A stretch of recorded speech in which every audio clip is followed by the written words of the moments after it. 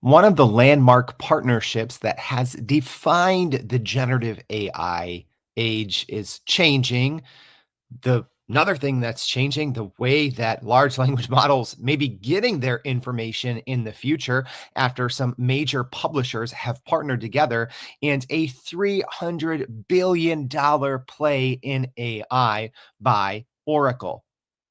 Maybe we didn't see a huge new model released this week from Google or OpenAI, but we have some partnership news that is technically going to impact tens of millions of people and how they work. So, we're going to be covering all of that today on Everyday AI and a whole lot more. Thanks for tuning in and thanks for joining us. What's going on, y'all? My name is Jordan Wilson and welcome to Everyday AI. This is your daily live stream podcast and free daily newsletter helping everyday business leaders like you and me not just keep up with AI, because there's a ton going on, but how we can make sense of all of these updates and behind the scenes happenings and take something away to grow our companies and our careers. So if that's what you're trying to do, it starts here with the unedited live stream podcast. But to take it to the next level, you got to go to our website, y'all. It's at youreverydayai.com. So there, two things you got to do. One, sign up for the free daily newsletter where each day we recap the live stream podcast like we're going over now, but also we keep you in line and up to date with everything that's happening in the world of AI, not just what we're going over in today's show.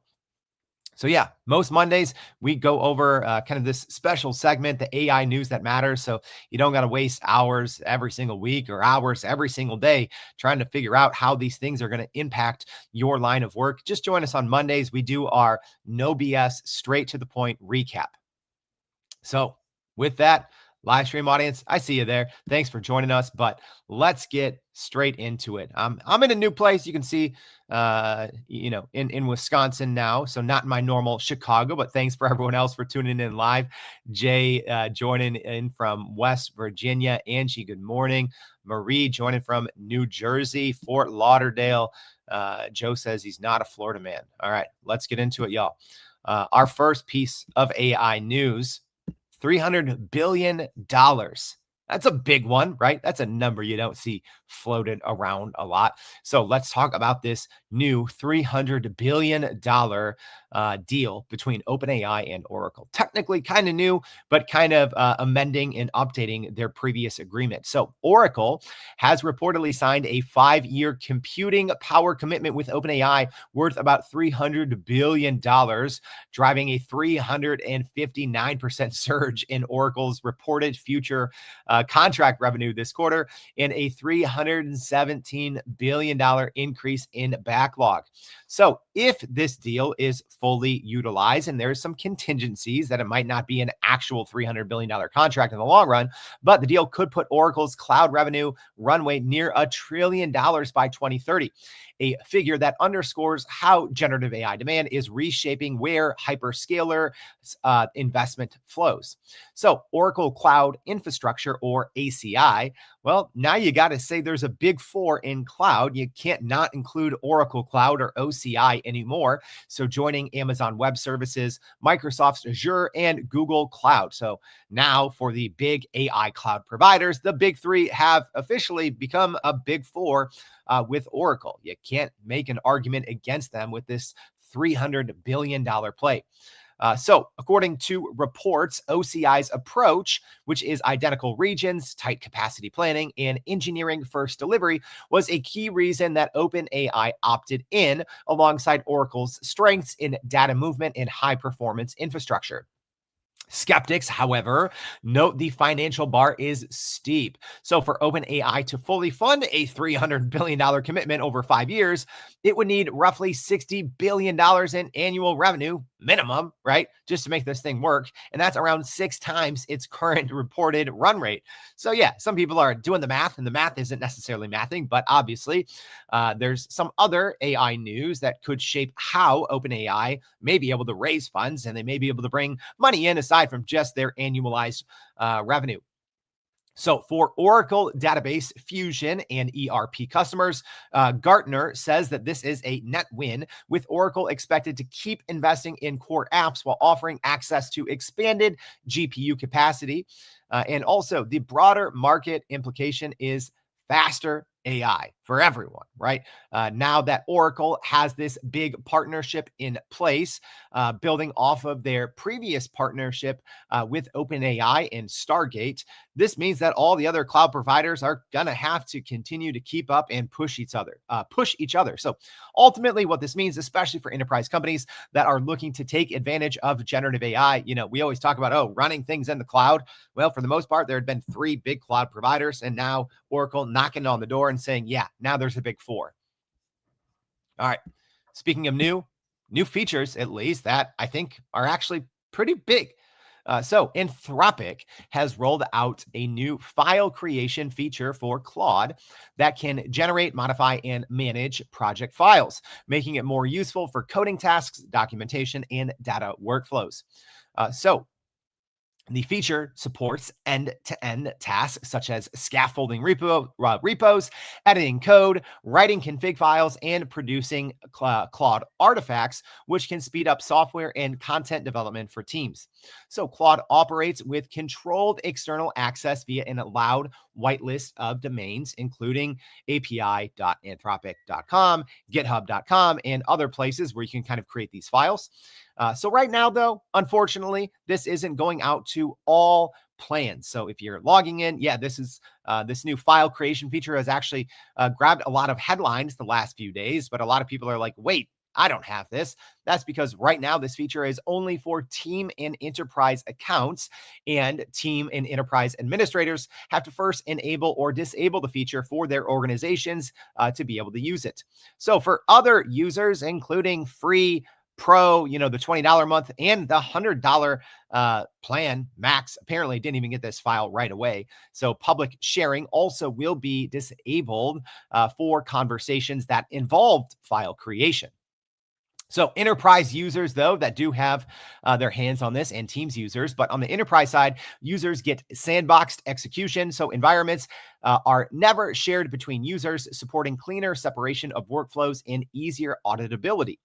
So Anthropic says that it continuously tests and red teams this features and recently updated their documentation to reflect this. So what does this mean? Well, essentially, most large language models by default have real problems creating files, right?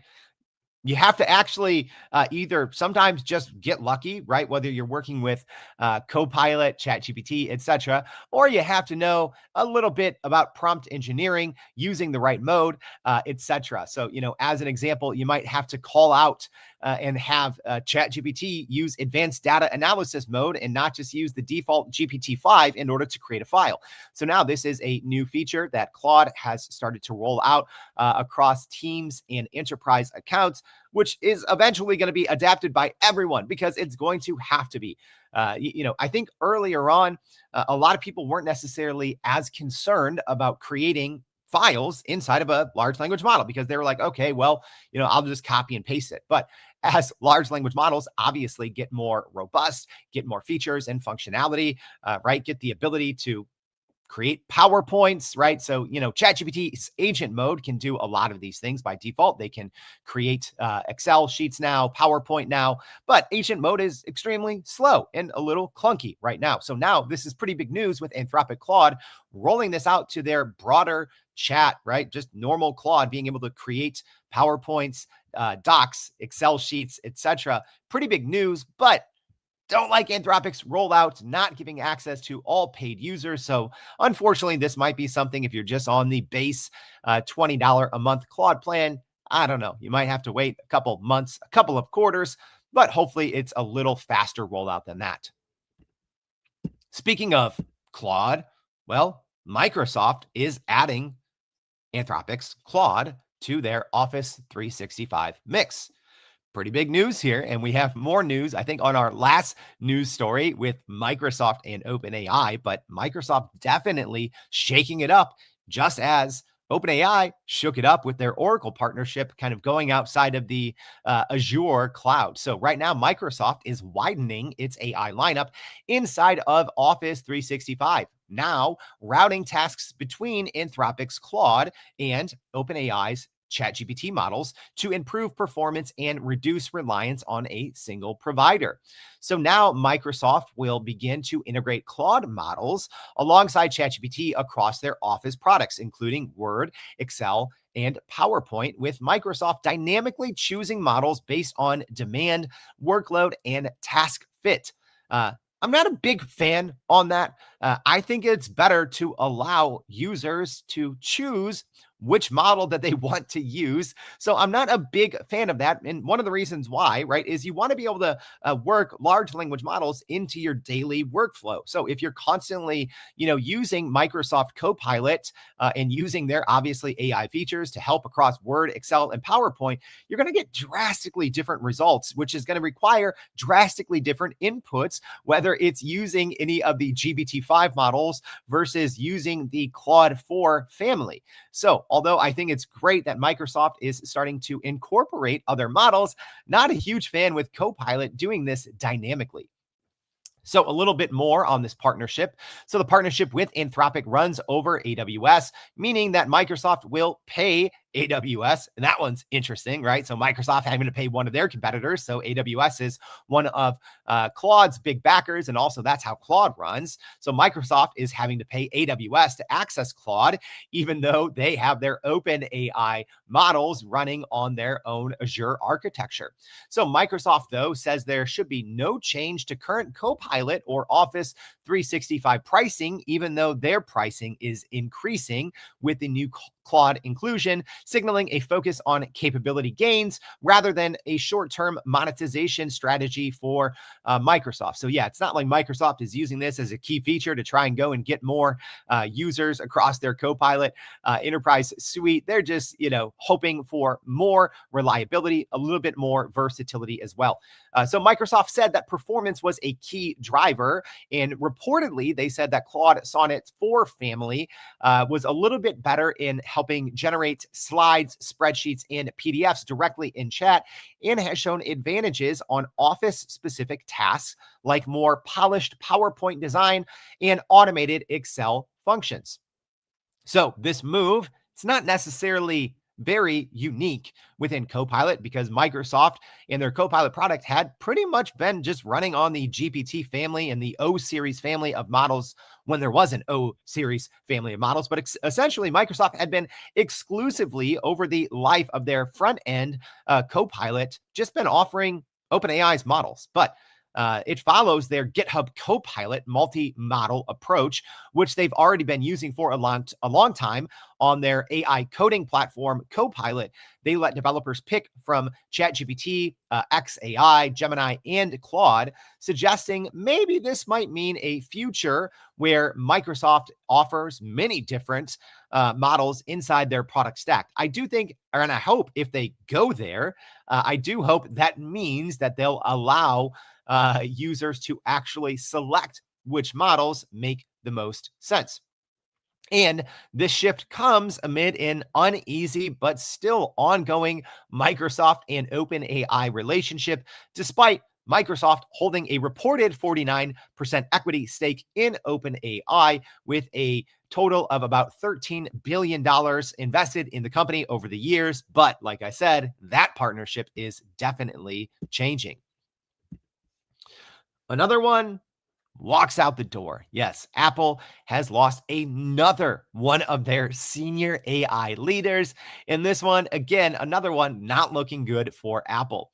So according to Bloomberg, Robbie Walker, one of Apple's most senior AI executives and the former head of Siri, is leaving the company next month, raising fresh questions about Apple's already cautious approach to artificial intelligence.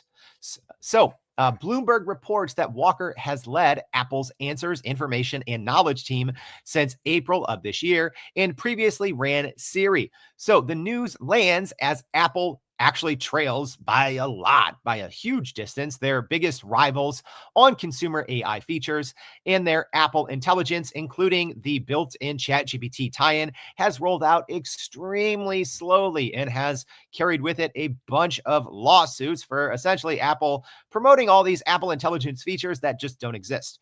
And we've seen that Apple has had to form a partnership with one of its biggest rivals in Google for a future smarter version of Siri. So Apple did not immediately respond to this big news, but internal leadership shifts continue as Apple has lost just about all their big AI names and leading AI researchers. So recent talent losses to Meta have intensified pressure, as Bloomberg has reported that Ruming Peng, who is Apple's top executive for AI models, plus other researchers such as Mark Lee and Tom Gunter, have joined Meta's Super Intelligence Labs teams.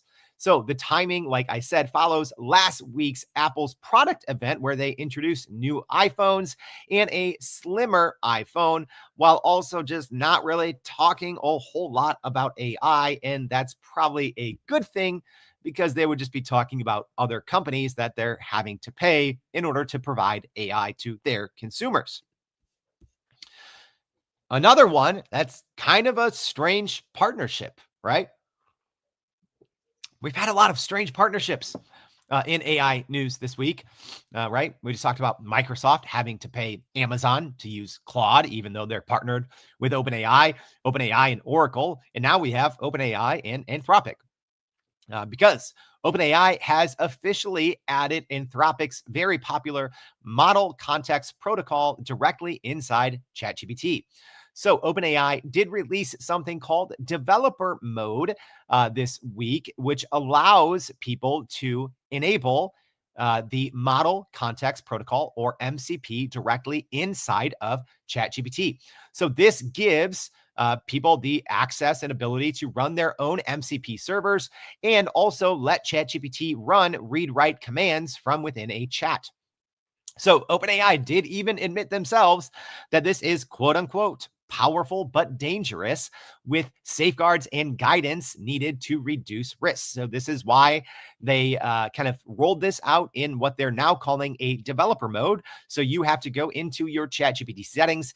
Depends on what plan you're on. Obviously, if you're on enterprise, teams, a paid plan, etc. But you have to first enable developer settings, and then you are able to use the MCP protocol within ChatGPT, which is actually a huge deal, right? So in the same way that you can kind of think Zapier, right? Zapier can connect you if you, use Zapier's custom GPT or something like that. It can connect you to 6,000 or 7,000 different pieces of software. Well, MCP is the same thing. Well, Zapier has an MCP that you can use inside of ChatGPT. Wow, that's a lot of acronyms. But this also opens up to just all MCP servers. And we probably should do a show on MCP now, especially since ChatGPT is supporting it. So I don't know, live stream audience, Spotify people, just comment MCP like yes or no if you want the show. I've said for months, I'm like, yeah, we'll do one eventually, but I think this might be the thing that's really going to push MCPs into the spotlight. Even though Microsoft Copilot started to support them natively inside of Windows, I actually think it is ChatGPT's 700 million weekly active users that could thrust MCPs into the real spotlight here. And not even for good reasons. I think this is actually what's going to open the door for a lot of prompt injections, malicious attacks that, for the most part, you haven't really seen inside of ChatGPT. So, although this does open up a wide range of capabilities when it comes to what you can do and what you can accomplish, right? Essentially, giving read-write access to anything on the internet now, but that's actually can be bad because you're giving read-write access to anything on the internet within your ChatGPT account. So this is a door that definitely swings two ways, but I think this is actually going to be the thing that is going to make MCPs something that's not just for developers or dorks like me anymore. So if you're like, what the heck is an MCP? You can kind of think of it like a universal port for AI tools, right? How there's, a USB, 3 or something on your computer and on your iPhone and on other devices. Well, MCP is kind of like that. It's like a universal port for AI tools. So developers, though, can also expose functions through these MCPs, such as checking inventory, updating records in your back-end tools that you use, and even processing payments through different MCP servers. So Safety controls, though, require explicit confirmation for any write action with full JSON payload review. Tools labeled read-only, hint, are treated as read-only, while others are blocked until approval. So OpenAI, though, is trying to center their approach on safe in-chat usage with guardrails, while Anthropic's documentation focuses on MCP as open infrastructure for enterprise-scale systems and a growing ecosystem for pre-built servers.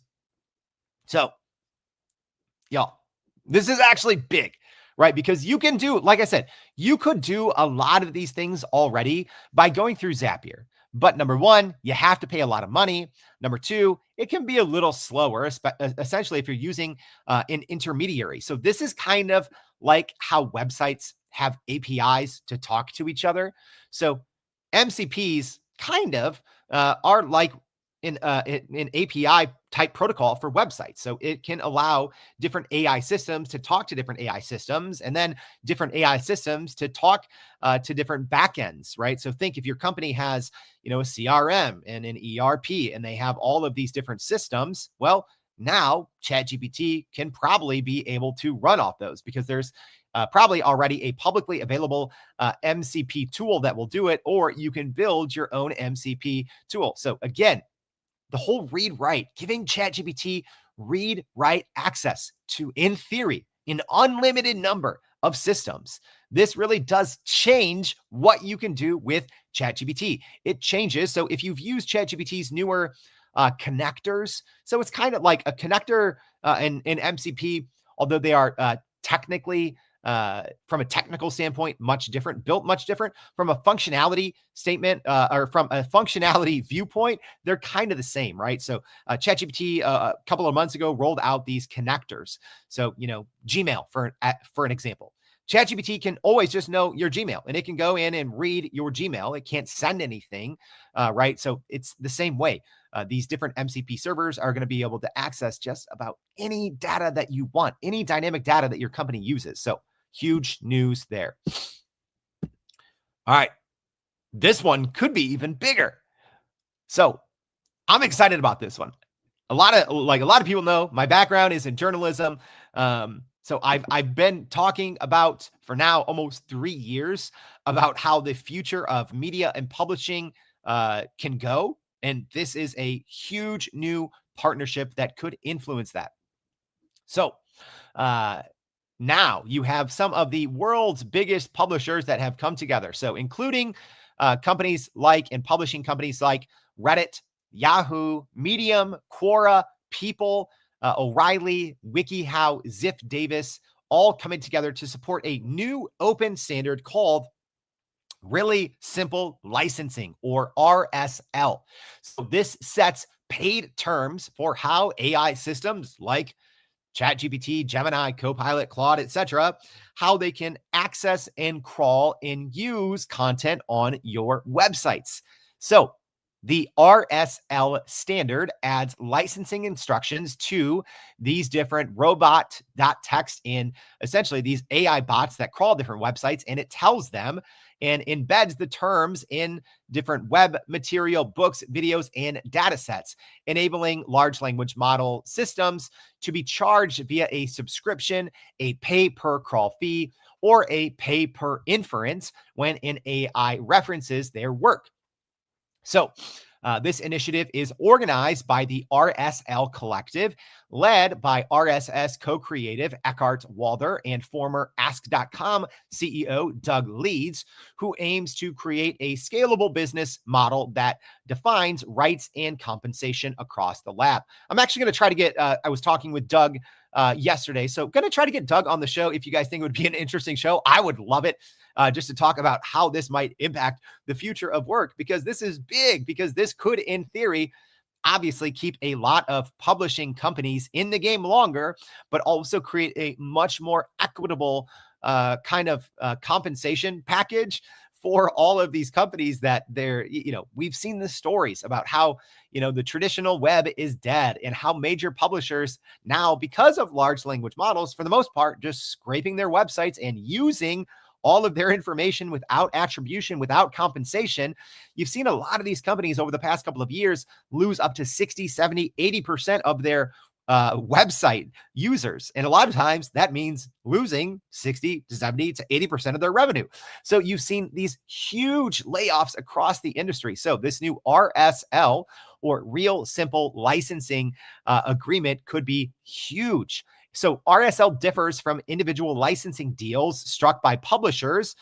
Right. So we've seen, Reddit, as an example, have, multi-million-dollar annual partnerships with some of the big large language model makers. So RSL is different from these individual deals because it offers any website or creator a standardized plug-in way to get paid without negotiating separate contracts.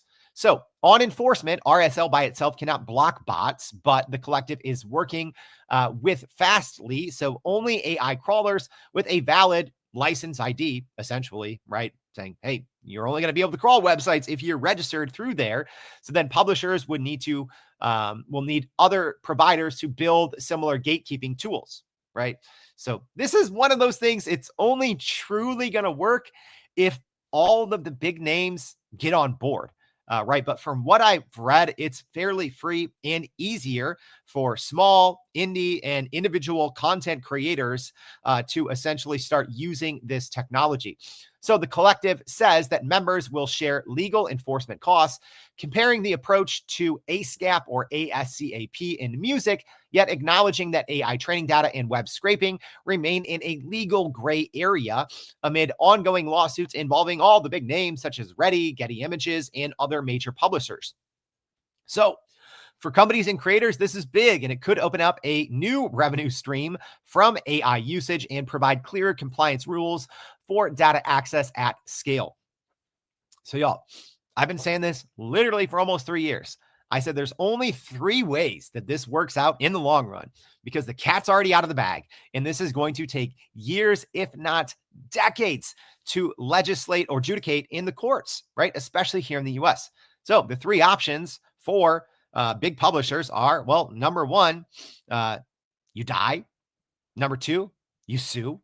Or number 3, you partner, right? And there hasn't been a good way to partner aside from if you're one of the biggest websites in the world. But what about for everyone else? So this is a great way it looks like a great way. So I'm going to be investigating more and hopefully bringing the RSL team on the Everyday AI show soon to talk about this. But this seems like a great way for all different companies to choose the third option there, because there's literally no other option. Because eventually, especially if your company creates content to get leads, right? Which is what, for the most part, whether you're in B2B, whether you're in B2C, whether you're a small, solo creator, or you're a Fortune 500 company, companies put content on their website to attract their ideal client and customer and eventually bring them on as a client, as a paying client or customer. So there's obviously been a weird, awkward reckoning going on, I think, especially in 2025,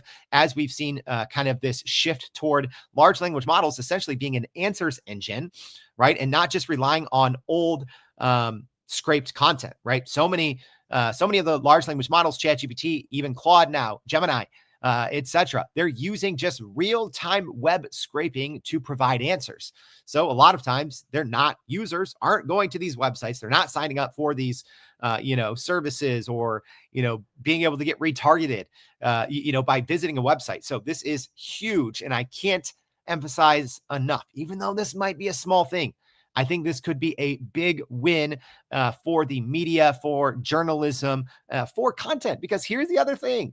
Large language models are eating from the hand, like they're eating the actual hand that is feeding them, right? Because you've had so many large enterprise media companies that have had to lay off hundreds or thousands of employees. And when you go back and look at it, it's like, it's their work that actually allowed these large language models to be as smart and as robust as they are. All right, I'll get off my soapbox on that one. And let's move on. I think we have two or three more big stories here. So let's get to it. So next, Microsoft, according to reports, is moving to cut reliance on OpenAI as they plan significant investments in their own AI chip clusters to reduce dependency on OpenAI, according to Business Insider reports. So this is signaling a push for self-sufficiency while keeping their partnership in place. So, Microsoft AI CEO Mustafa Suleyman told employees reportedly that the company should be able to build world-class frontier models in-house and use other models pragmatically, underscoring a strategy to play a close second to OpenAI in 3 to 6 months. So what does this mean? Well, essentially, Microsoft is going to be building its own chip clusters to build more powerful models to reduce their reliance on OpenAI.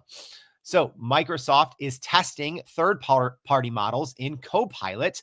Aside from that earlier partnership that we talked about with Claude in Anthropic's Claude in Microsoft Office products inside Copilot, but Microsoft is also testing other third-party models in Copilot and building its own off-frontier models, aiming to diversify suppliers and lower costs for enterprise customers who rely on Microsoft 365 and Azure. So a little bit more on the Microsoft and OpenAI, but this is now our second AI news story of the day, and we haven't even gotten to the big one yet. That shows that Microsoft and OpenAI, technically our third story, they're kind of diversifying. So Microsoft is now starting to build its own chip clusters to build more powerful models. We had the story earlier about Oracle and OpenAI's potential $300 billion cloud AI deal, and also Microsoft starting to integrate and implement Anthropic Claude's models inside of Copilot. All right, moving on. And this is our big one, y'all. This is the big one. Actually, a two-part story here, 2 parts to it. So first, OpenAI and Microsoft have agreed to move forward with a new partnership. Their old partnership is gone. And this is pretty big, especially if your company is an OpenAI enterprise. So OpenAI and Microsoft signed a non-binding agreement to let OpenAI convert its for-profit arm into a public benefits corporation, or PBC, while the OpenAI nonprofit side keeps control of this entity and gains a stake valued at over $100 billion, according to reports. So this matters because the new PBC, Public Benefits Corporation structure, could unlock large new funding rounds for OpenAI, make an eventual IPO possible, or allow OpenAI, the ChatGPT maker, to go public and still keep mission-focused control in place, which could speed product development and change pricing across widely used AI tools. So the agreement comes in the form of an MOU, or a memorandum of understanding, and it's not final. And both sides says they are working on a definitive contract and need approvals from both California and Delaware attorneys general before any transition takes effect. So Brett Taylor, who's OpenAI's board chair, said the nonprofit will continue to control operations and also hold the PBC stake, but other terms were not yet disclosed. So, like I said previously, Microsoft had reportedly invested between $13 and $14 billion for a 49% claim in OpenAI. So this is a big shift here. So Microsoft, under this new agreement, would remain a preferred tech partner and a primary cloud provider under the current deal, but OpenAI is reducing reliance by reportedly committing $300 billion to Oracle, like we just talked about, and also partnering with SoftBank on this Stargate data center. So months of tense talk included. This has been going on for many months. We've been reporting on it. These new partnership talks between OpenAI and Microsoft, and they've included disputes over rights to tech from Windsurf, an AI coding startup that OpenAI sought to buy, but the acquisition kind of collapsed because of this kind of agreement in the current partnership between Microsoft and OpenAI. And then Windsurf essentially was acqui-hired by Google. and then much of the remaining team moved to Cognition. So reportedly, the current partnership had also been a problem for OpenAI in acquiring other large AI companies that may not fit under the current agreement or that may be a direct competitor to Microsoft. So OpenAI's nonprofit over profit governance, which enabled the 2023 firing and the quick rehiring of CEO Sam Altman, remains intact and would carry over into this new structure. So this is big because if regulators approve and contracts are finalized, like I said, you could expect faster capital raises, a clear path for OpenAI to go public, right? So being able to go in your 401k and buy OpenAI shares, but also this would allow OpenAI to probably have faster acquisitions, right? Which could ultimately change the product drastically that 700 million people are using on a weekly basis. All right, so a little bit more on the revenue side. So technically a separate story here, but related. So according to the information, OpenAI projects that its revenue share with Microsoft will fall from nearly 20% in 2025 to only about 8% by the end of the decade, a shift that could reshape the economics of OpenAI. So this new report says this change could let OpenAI retain more than $50 billion of additional revenue that they did not project through 2030, giving it critical capital to cover massive training and inference costs as their usage scales. So yeah, reportedly, Microsoft had about 20% of a revenue share, and this is kind of outside, but we don't know if it's exactly outside or in addition to that 49% equity stake. But according to this new report from the information, the rev share side would fall from 20% to 8% by the end of the decade. So a pretty big drop off there. But that would mean OpenAI having a greater ability to scale and ramp up usage as well. So the companies, like I said, are finalizing that new partnership terms following the new non-binding MOU that enabled OpenAI's corporate restructuring. So Microsoft, though, still gains strategically with a significant equity stake moving forward and integration of OpenAI's models across Copilot and the right of first refusal. The right of first refusal on OpenAI's compute, keeping workloads anchored to Azure if they wish. All right. Sheesh, that was a lot. Yeah, Douglas saying, is it Hot Take Tuesday already? Not yet. All right, but there's more. Let's go over quick rapid fire here of what's new and what's next. All right, so these are some kind of news stories, some rumors, some new features, but there was a ton of smaller updates that could end up being big for you or your business. So we're going to go over them very quickly. Here we go. Bullet point. Let's go. So Claude rolled out memory finally, but only for enterprise and team plans. Claude also rolled out private chats for all users. Perplexity unveiled free access to Perplexity for the U.S. government. Meta signed a $140 million licensing deal with Black Forest Labs for AI images after a similar partnership with Midjourney. So Meta going all in on third-party AI image models. Google's VO3 can now generate vertical videos, and that's actually important. So keep an eye on social media reels being flooded with Google VO3 videos if they weren't already, because now VO3 can generate vertical, whereas before it could only generate landscape. OpenAI reversed course and is keeping their standard voice mode after they previously said they would get rid of it in lieu of their new advanced voice mode. So standard voice mode is sticking around. Perplexity raised $200 million at a $20 billion valuation. Microsoft added scripted audio mode, which looks pretty cool. I played around with it, to its Copilot audio expressions. AI agent startup GenSpark released an updated AI browser with on-device AI, which looks really good, and it might give Chromium-based Comet from Perplexity a run for their money on a top agentic browser. Replit introduced Agent 3, which looks extremely impressive, an agent that can run for up to 2 hours at a time.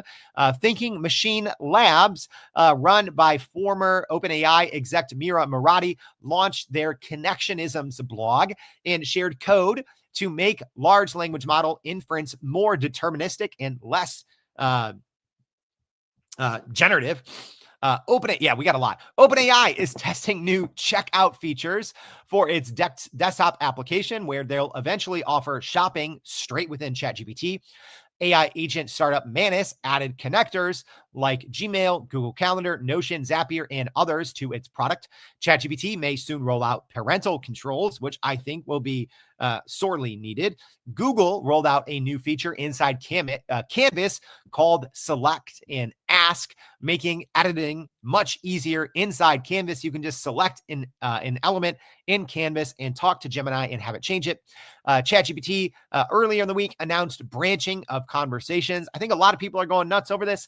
I'm not really going to use it a whole lot because there's some problems with carrying over context that I think people aren't really understanding, but that's fine.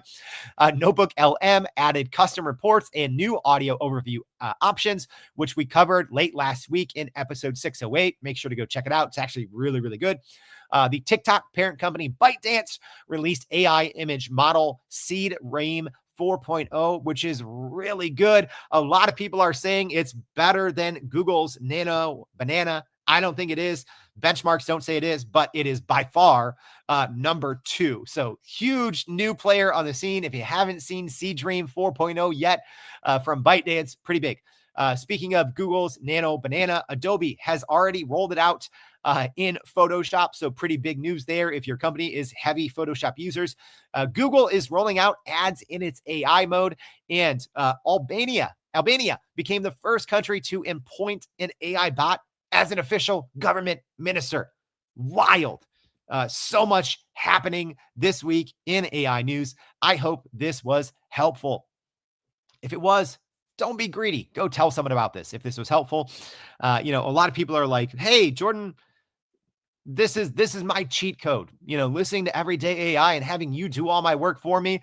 It's great. What can I do to help you?" Tell someone about it. All right. If you're listening on the podcast, appreciate it if you click that follow or subscribe button on Spotify or Apple Music. If you could, leave us a rating. But also, if you're listening on the live stream, click that little repost button. Share this with your network. We try to do this every single day. I understand how hard it is to keep up with everything in the world of AI. And AI, if it hasn't already, is going to impact all of us and how we work.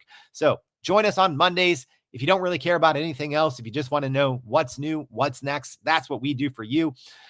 Tuesdays, kind of our hot take Tuesday, coming with a hot take this week. So make sure you go check out our newsletter. I'm going to put out a poll, let you guys decide what's going to be on our show tomorrow. So another reason you need to go to youreverydayai.com and sign up for the free daily newsletter if you haven't already. So thank you all for tuning in. Hope to see you back tomorrow and every day for more Everyday AI. Thanks, y'all.